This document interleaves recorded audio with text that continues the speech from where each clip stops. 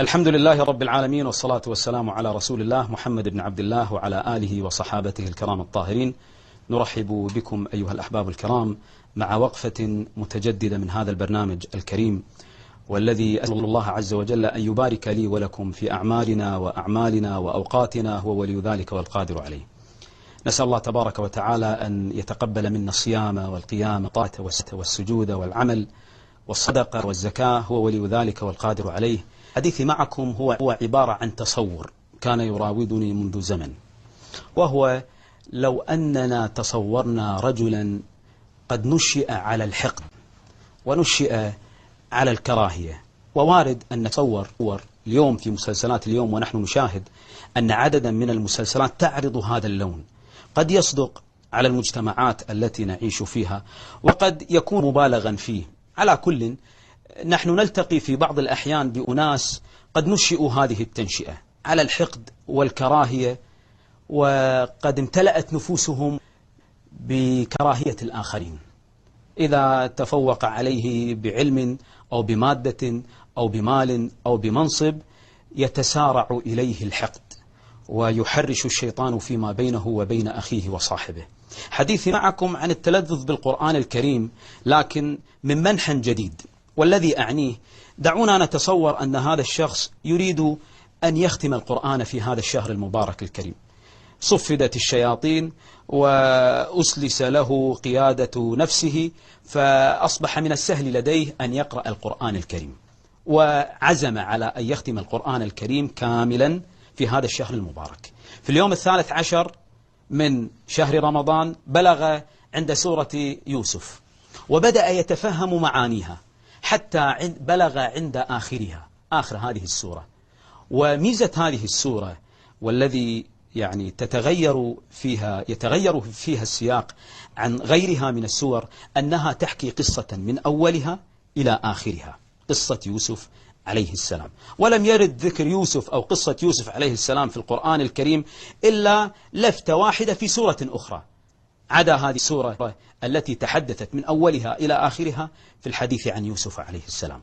عندما بلغ عند قول الله تعالى وفي المسجد بعد صلاة العصر، ووصل عند قول الله تبارك وتعالى: أعوذ بالله من الشيطان الرجيم، بسم الله الرحمن الرحيم، ورفع أبويه على العرش وخروا له سجدا وقال يا أبت هذا تأويل رؤياي من قبل قد جعلها ربي حقا وقد أحسن بي إذ أخرجني من السجن وجاء بكم من البدو من بعد أن نزغ الشيطان بيني وبين إخوتي إن ربي لطيف لما يشاء إنه هو العليم الحكيم.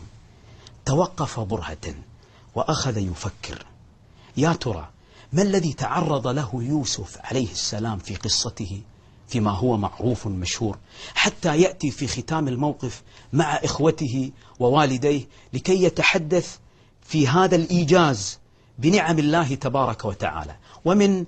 ومما هو معلوم أن الدعاء في الغالب، النبي صلى الله عليه وسلم حثنا على الدعاء وعلى صيغة الدعاء عندما قال: أجملوا في الطلب، بمعنى أننا نتحدث بالإجمال، لا نتحدث في الدعاء وفي المناجاة بالتفاصيل، فإن الله تبارك وتعالى يعلم كل شيء. فما دام إجمالا، إذا لا شك أن هذه الصيغة التي وردت في هذه الآية كانت مجملة، لكن تحدث عن جملة النعم. الغريب أنه ليس في جملة النعم الحديث عن إخراجه من السجن. وقد أحسن بي إذ أخرجني من السجن، تحدث عن السجن لكنه لم يتحدث عن الجب. إذ أخرجني من السجن وجاء بكم من البدو، وكان المتبادر للذهن أنه سوف يتحدث عن الجب. أخذ صاحبنا هذا يفكر ويتأمل في السورة، أعاد قراءتها من جديد حتى يقع على السر الذي لأجله أخفى يوسف عليه السلام الحديث عن الجب، فتبسم وانطلقت أساريره عندما وقع على اللغز وأدرك أن السبب هو وجود إخوته في هذا المسرح وفي هذا الحدث. تواجد إخوته، فكان من اللطف والسماحة ألا يتحدث ويكرر إلى الأذهان حدثا قد ذكر لهم أنه قد سامحهم.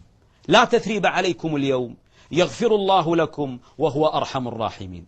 فكيف يقول مرة أخرى حديثا حول كراهيته لهم أو حديثا حول إساءتهم له. لأجل ذلك طوى عنها ذكرا ولم يتحدث. كما أنه بدأ يفكر وقال: يا ترى لم يتحدث عن الجب وتحدث عن السجن، هناك أسرار كان منها مما لم يفقه صاحبنا، هو أن حدث الجب كان في الصغر وحدث السجن كان في الكبر. لأجل ذلك المصيبة الحادثة أغرب عهدا إلى الأذهان والعقول من المصيبة القديمة، عندما كان لا يعقل، عندما كان غلاما. وقضية ثالثة هو أن مصيبة الدين ليست كمصيبة الدنيا. المصيبة الأولانية كانت مصيبة دين، حسد إخوان له. أما المصيبة الأخيرة فإنها مصيبة ماذا؟ مصيبة دين. والنبي صلى الله عليه وسلم علمنا في دعائه الكريم العظيم: ولا تجعل مصيبتنا في ديننا. خل العتاب، فلو طلبت مهذبا أعياك مطلبه بهذا العالم. إن كان لي ذنب إليك جرى به قدر، فإني من سلالة آدم.